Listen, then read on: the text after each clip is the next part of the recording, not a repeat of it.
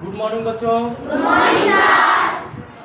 चलिए आज का क्लास में हम लोग क्रिया पढ़ते हैं। क्या पढ़ेंगे? क्रिया। क्रिया। क्रिया क्या है? जिन शब्दों से किसी काम के होने या करने का पता चले वो शब्द क्रिया कहलाते हैं। क्रिया मतलब करना, जो काम हम लोग करते हैं। आइए हम कुछ शब्दों को जानते हैं। क्रिया क्या क्या है? जैसे आना, जाना, खाना, पीना, सोना, हंसना इत्यादि। अभी आप लोग पढ़ रहे हैं। पढ़ना क्या है? क्रिया। लिखना, लिख रहे हैं। क्या है? क्रिया। क्रिया। जो भी काम हम लोग अपने दिनचर्या में करते हैं वो क्या है? क्रिया। क्रिया। अब आगे और समझते हैं हम लोग इसको, और डिटेल में थोड़ा समझते हैं कि क्रिया क्या है। माँ कपड़े सुखा रही है। माँ कपड़े सुखा रही है। इसमें क्रिया कौन सा है बताइए? कौन सा काम हो रहा है इसमें? माँ खाना बना रही है। इसमें कौन सा क्रिया है? खाना बनाना, बनाना। Very good. माँ कपड़े सुखा रही है। कौन सा क्रिया? इसमें कौन सा है क्रिया? सुखाना। सुखाने का काम हो रहा है और कर कौन रहा है? माँ। तो जो काम करता है वो क्या कहलाता है? कर्ता। जो कर रहा है वो क्या है? कर्ता। और जो काम हो रहा है, काम कौन सा हो रहा है? सुखाने का, वो क्या है? क्रिया। और किस चीज को सुखाया जा रहा है? कपड़ा को। वो क्या है? कर्म। तो किसी भी वाक्य में हम लोग देख लेते हैं कर्ता, क्रिया और कर्म तीनों चीज रहता है। तो जो काम हो रहा है वो क्रिया, और जो आदमी कर रहा है उस काम को वो कर्ता, और जो जिस चीज पे काम हो रहा है वो है कर्म। अब हम लोग इसमें और आगे बढ़ते हैं। अब हम लोग, ठीक है ना? कुछ काम हम करते हैं और कुछ काम अपने आप होता है। ऐसा होता है? होता है ना? कुछ काम अपने आप भी होता है और कुछ काम हम करते हैं। जैसे देखते हैं सूरज चमक रहा है, अपने आप हो रहा है ना? सूरज चमक रहा है। नदी बह रही है, अपने आप हो रहा है ना? उसमें हम लोग काम कर रहे हैं जाके? नहीं। अपने आप। तो ये हो गया कुछ काम अपने आप हो रहा है। कुछ काम जैसे हम करते हैं। राधा बाजार जा रही है। कौन जा रहा है बाजार? राधा। अपने आप हो रहा है? नहीं। कोई जा रहा है? माँ खाना बना रही है। अपने आप खाना बन रहा है? नहीं। कैसे बना? माँ बना रही है। तो समझ गए ना कि कुछ काम अपने आप होता है और कुछ काम हम करते हैं।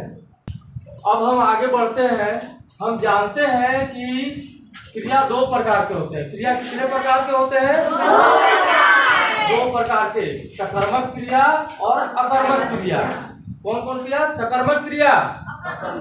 बोलिए सबको। सकर्मक क्रिया, अकर्मक क्रिया। चलिए अब आगे हम लोग बढ़ते हैं इसमें। सकर्मक क्रिया स साथ और कर्मक माने कर्म के साथ।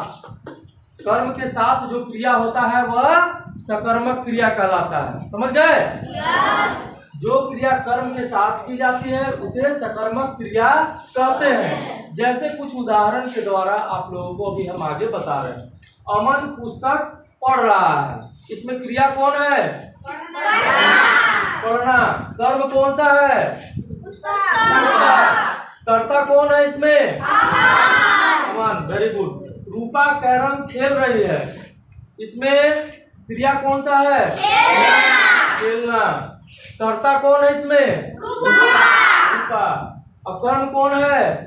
कैरम। समझ गए?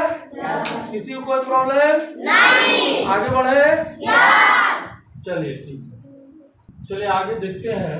सकर्मक क्रिया की पहचान करने के लिए क्रिया के साथ क्या शब्द लगाकर प्रश्न पूछा जाता है। सकर्मक क्रिया का पहचान कैसे करेंगे? उसके प्रश्न में क्या शब्द लगा हुआ रहेगा? क्या लगा हुआ रहेगा? क्या शब्द। जहाँ प्रश्न में क्या शब्द आता है वहाँ क्रिया सकर्मक हो जाती है। आप लोग ध्यान दीजिए, जहाँ प्रश्न में क्या शब्द लगा हुआ रहता है वहाँ क्रिया सकर्मक क्रिया हो जाती है। समझ गए? जैसे कोई क्वेश्चन पूछ देगा, अमन क्या पढ़ रहा है? अभी हम आप लोग को आगे उदाहरण दिए थे, अमन पुस्तक पढ़ रहा है। तो क्वेश्चन कैसे पूछा जाएगा? अमन क्या पढ़ रहा है? तो फटाक से जवाब दीजिएगा, क्या पढ़ रहा है अमन? पुस्तक पढ़ रहा है। रूपा क्या खेल रही है? रूपा कैरम खेल रही है। तो सकर्मक क्रिया का पहचान का एक ही है, उसके प्रश्न में क्या शब्द लगा हुआ रहेगा। समझ गए? अब हम लोग आगे देखते हैं, काम करने वाले को कर्ता कहते हैं तथा जिस वस्तु के साथ काम करता है उसे कर्म कहते हैं। जैसे आप लोगों को उदाहरण के साथ हम बता रहे हैं, अमन पुस्तक पढ़ रहा है। अमन क्या हो गया इसमें? अमन क्या है इसमें? कर्ता हो गया। अमन क्या हो गया? पुस्तक क्या हुआ? कर्म। पुस्तक के साथ काम हो रहा है इसलिए कर्म हो गया। ठीक है, वेरी गुड। और पढ़ना क्या हो गया? क्रिया। पढ़ना हो गया क्रिया। वैसे ही हम लोग आगे बढ़ते हैं और देखते हैं दूसरे उदाहरण में। तो रूपा कैरम खेल रही है। रूपा क्या है? रूपा कर्ता हो गई। कैरम क्या हो गया? कर्म हो गया। Very good. खेलना क्या हो गया? क्रिया। तो बच्चों, लग रहा है कि आप लोग समझ गए? समझ में आ रहा है ना? चलिए, अब हम लोग सकर्मक क्रिया को समझ गए। क्रिया दो प्रकार के होते हैं, हम लोग जानते हैं, सकर्मक और अकर्मक। तो सकर्मक हम लोग समझ गए। अब आगे बढ़ते हैं अकर्मक क्रिया में। किसी को कोई परेशानी यहाँ तक? नहीं। चलिए ठीक है, आगे बढ़ते हैं। अब हम लोग सकर्मक जान गए, अब अकर्मक में आते हैं। अकर्मक क्रिया अबिना कर्मक, कर्म के था कर्म के बिना जिस क्रिया के साथ कर्म का प्रयोग नहीं होता है वहाँ अकर्मक क्रिया होती है। जैसे समझिए, इसको उदाहरण के द्वारा समझा रहे हैं आप लोगों को। बच्चे स्कूल जा रहे हैं, लड़की दौड़ रही है। तो यहाँ पे क्या नहीं आएगा प्रश्न में? कौन दौड़ रही है? लड़की दौड़ रही है। क्या यार, ऐसे अगर प्रश्न पूछेंगे हम लोग, क्या दौड़ रहा है, तो गलत हो जाएगा ना? कौन स्कूल जा रहा है? बच्चे। तो समझ जाइए, क्या ना आके कौन हो जाएगा क्वेश्चन में। तो हमको समझ जाना है कौन सा क्रिया है? अकर्मक। समझ जाइएगा ना?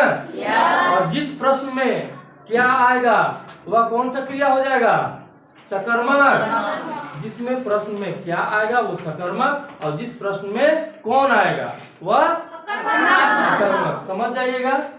जब हमें क्या प्रश्न का उत्तर ना मिलकर कौन प्रश्न का उत्तर मिलता है तो वह क्रिया अकर्मक क्रिया कहलाती है। समझ गए? किसी को कोई परेशानी नहीं? तो बच्चों, हम लोगों ने आज जाना सकर्मक और अकर्मक क्रिया। क्रिया किसे कहते हैं ये भी जान गए, और क्रिया कितने प्रकार के होते हैं ये भी जान गए। जान गए ना? अब तो नहीं भूलिएगा आप लोग। नहीं। आज का क्लास कैसा लगा? अच्छा। सच में अच्छा लगा है ना? केवल बोल रहे हो ऐसे ही कि अच्छा लगा?